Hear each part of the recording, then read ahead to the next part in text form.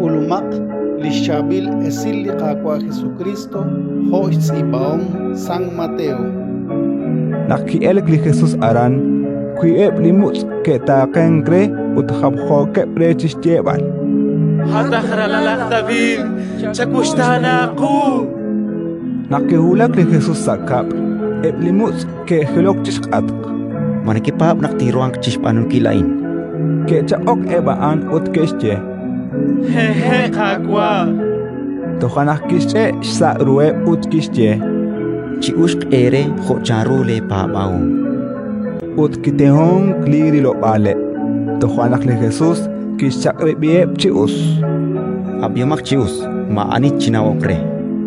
Audeb aan kahkwe ke el aran.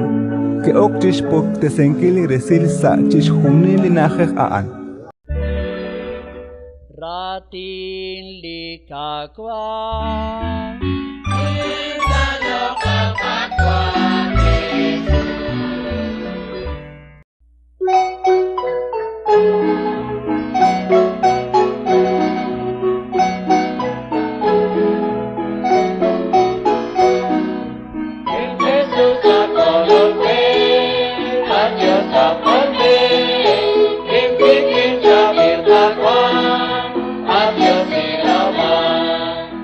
Chabil Jesús con el inacua, Babakil Dios, Kalom la pati, in Jesús a coloque, a Dios la jone, in Pikin Chabil Aqua, a Dios y Roma.